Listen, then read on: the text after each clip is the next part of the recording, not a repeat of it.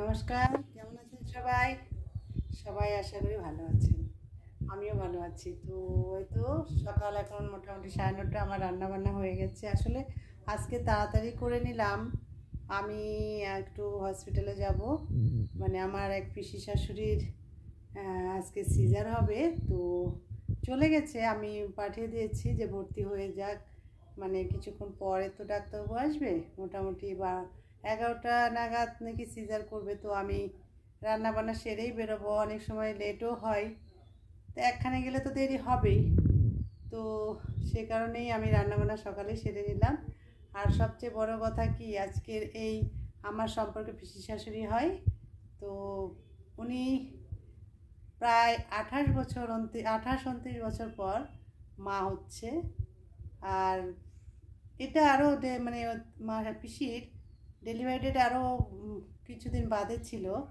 তো যেহেতু একটু শারীরিক সমস্যা, সে কারণে আগে সিজার করে নিচ্ছে।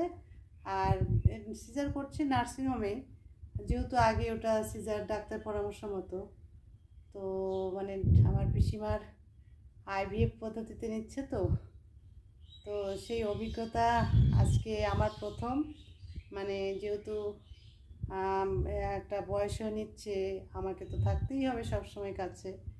পিসি এবং পিসো, আমার কাকিমা ওখানেই আছে, তাদেরকে পাঠিয়ে দিয়েছি যে তোমরা ভর্তি হও, আমি যাচ্ছি। তো আমার রান্নাবান্না সেরে অনেক, মানে কখন ফিরবো বলা যাচ্ছে না, তো সব কাজ সেরে নিলাম। নিয়ে তো আমি এখন যাচ্ছি আমাদের গঙ্গারামপুরে যে নার্সিংহোম আছে। আমাদের তো সরকারি হসপিটালে আমরা যাই। তো এটা যেহেতু এটা একটা জটিল কেস, আর ডাক্তার পরামর্শ মতো, আর পিসমশাইরা নার্সিংহোমে করবে, তাতে তো কোনো বাধা। আর এটা হসপিটালে হবে না, হসপিটালে ব্যথা হলে তবেই ওখানে ভর্তি হওয়া। তো চলুন, আমি এখন রেডি হব। আর হসপিটালে গিয়ে তো আর ভিডিও করা যায় না, ওটা খারাপ দেখায়। যদি সম্ভব হয় একটু করে দেখাবো, ঠিক আছে? তাহলে চলুন। চলে এলাম সুস্পর্শ হসপিটালে। এইবার ভেতরে আমরা রিসেপশনে বসে আছি, ওয়েট করছি। ডাক্তারবাবু এখনও আসেনি। তো আমাদের পিসিকে ভর্তি করানো হয়ে গেছে। পিসমশাই খুব টেনশন, সবাই টেনশন করছে। এই যে পিসমশাই খুব টেনশনে বসে আছেন, আর আমি আর কাকিমা একসঙ্গে বসে আছি। সবাই টেনশনে আছে এখানে। সত্যি এই মুহূর্তটা একটা টেনশনের মুহূর্ত। কাকিমা আমি দুজনেই বসে আছি। আসলে ডাক্তারবাবু আসবে, ফোন করেছে, বলেছে 12টার দিকে চলে আসবে, সিজার হবে।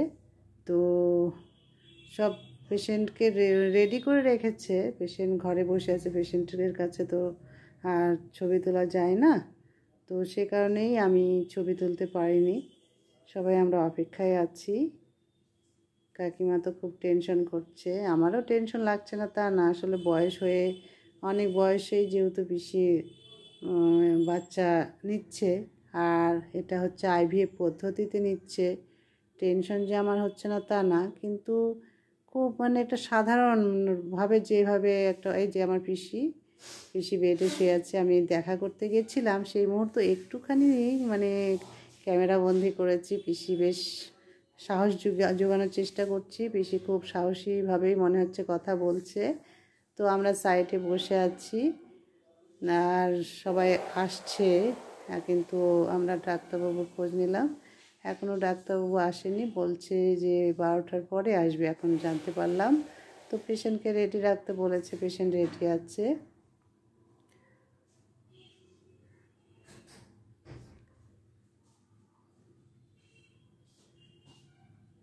এই আমরা এখন মানে অপেক্ষাই করছি কখন কি হয়। আর এখন আমাদের ওটিতে নিয়ে গেছে, আমরা বাইরে অপেক্ষা করছি, খুব টেনশনেই আছি সবাই। কাকিমা খুব টেনশনে, মানে দাঁড়িয়ে দাঁড়িয়ে, যে ওটির সামনে হয়ে গেছে আমাদের। কাকিমা এবার খুব খুশি, এবং পিসুও বেশ এখন ফোন করে সবাইকে বলার চেষ্টা করছে, যেহেতু সিজার হয়ে গেছে এবং ছেলের মুখ দেখেছেন। এই যে পিসু বেশ এত বছর বয়সে যে বাবা হয়েছে, পিসুর মনের মধ্যে কি হচ্ছে একমাত্র পিসুই বলতে পারবে। তবে একটা পিসুর মনের মধ্যে একটা আনন্দ থাকবেই। আমরা এখন হসপিটালের পাশেই দাঁড়িয়ে আছি। আমার যে পিসিমাকে ভর্তি করানো হয়েছিল তার ছেলে হয়েছে।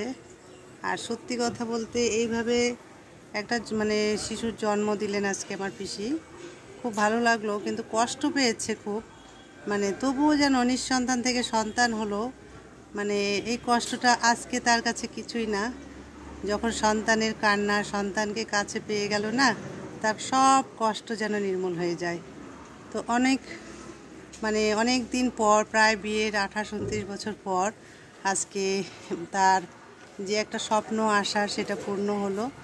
মানে এত বছর পর IVF পদ্ধতিতে যে শিশু হয় সেটা আগে জানতো না, তারপর জানার পর অনেক দিন ধরে চিকিৎসা করে এটা নিয়েছে।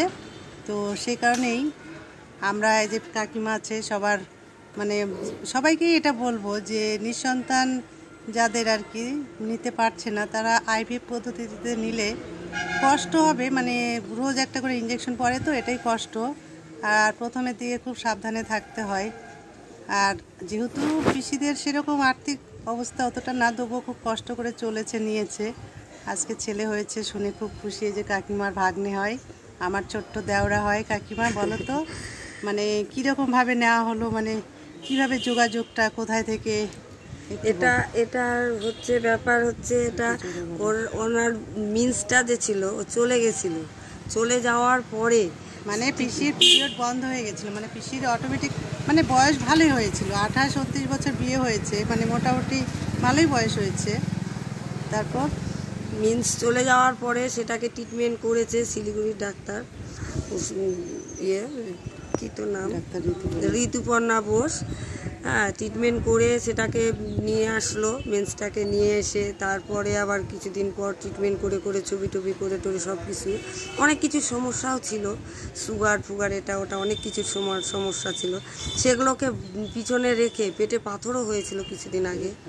হ্যাঁ, হওয়ার পরে ওগুলোকে হোমিওপ্যাথি ওষুধ খাওয়ার পরে ওগুলো সম্পূর্ণ হয়ে তারপরে ওগুলোকে করে রেখে মানে এই বাচ্চাটা নেওয়া হলো। বাচ্চাটা নিয়েছে, বাচ্চাটা এখন সুন্দরভাবে ভালোই হয়েছে। বাচ্চাটা খুব কষ্ট করে একটা করে ইঞ্জেকশন খেয়েছে, প্রতিদিন খুব কষ্ট পেয়েছে। প্রতিদিন একটা করে ইঞ্জেকশন নিতে হতো। আর কি বলেন তো, প্রথমে তো 2টো করে পেত, একটা নাভির 4 সাইডে আর তারপরে একটা কোমরে, এরকম করে 2টো করে খেলো 5-6 মাস, তারপর একটা করে দেওয়া হতো, একটা করে দিয়ে। এটাই কাকিমা বলতে যাচ্ছে, মানে এভাবেও নেওয়া যায়, বিজ্ঞান কত উন্নত। হ্যাঁ, সেটাই, মানে একটু কষ্ট করা, মানে নিজেদেরই সন্তান নিজেদের শরীরে মানে জন্ম বড় হচ্ছে, তারপরে যে আজকে সিজারে আমাদের যেরকম স্বাভাবিক বাচ্চা হয় সেই রকম স্বাভাবিকই বাচ্চা, সেইভাবে স্বাভাবিকই সন্তান। এত সুন্দর লাগছে, ভাবতে পারছি না যে একটা সন্তান জন্ম দিল। মানে আজকে সন্তানের মধ্যে থেকে আমার পিসি বেশ মানে প্রেশার বেশি ছিল, যখন ভর্তি করানো হয় খুব প্রেশার, একটা টেনশন, তার মধ্যে প্রেশারটা বেড়ে যাচ্ছিল।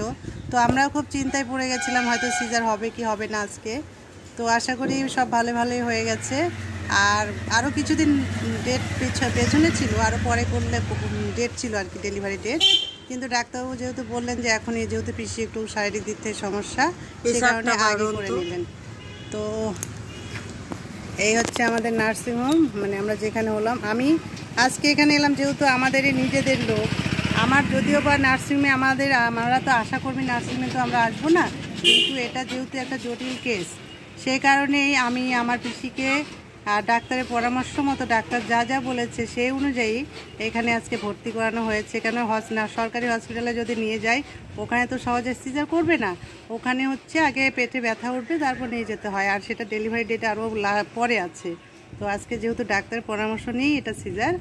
তো ধন্যবাদ সবাইকে, আমার ভিডিওটা দেখবেন এবং অন্যদেরকে উৎসাহ যোগাবেন যে এভাবে নেওয়া যায়।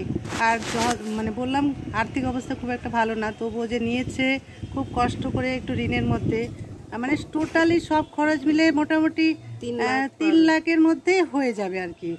এটাই আমরা মানে বুঝতে পারলাম, মানে ধাপে একসঙ্গে কিন্তু লাগেনি, একসঙ্গে লাগেনি, ধাপে ইঞ্জেকশনগুলোর খুব দাম ছিল, ইঞ্জেকশনগুলোর দাম ছিল, ওষুধের শুধু দাম ছিল। ওই ইঞ্জেকশন ওষুধগুলো নিতে যেত যখন 1 মাস পর, তখন ওই 20,000, 25,000, 20,000, 25,000 মাসে 15 দিনে নিয়ে আসতো, নিয়ে এসে খেত। খেতে খেতে খেতে খেতে তারপরে আস্তে আস্তে কমে গেল। যখন আমাদেরকে 5-6 মাস হয়ে গেল, তখন আমাদেরকে এখানে গঙ্গারামপুরে শতদলকে দিয়ে দিল, তখন অটোমেটিক কমে গেল। তখন আর অতটা ডাক্তার লাগলো না। শতদল ঘোষের হাতে আজকে সিজার হলো, সিজার হলো। সত্যি গঙ্গারামপুর সুস্পর্শ নার্সিংহোমে। হ্যাঁ, আর খুবই ভালো লাগলো, সবাই পাশে ধন্যবাদ থাকবে। নার্সিংহোমকে, ধন্যবাদ ডাক্তারকে, খুব ভালোভাবে ধন্যবাদ হয়েছে। শতদলকে। হ্যাঁ, ধন্যবাদ সবাইকে।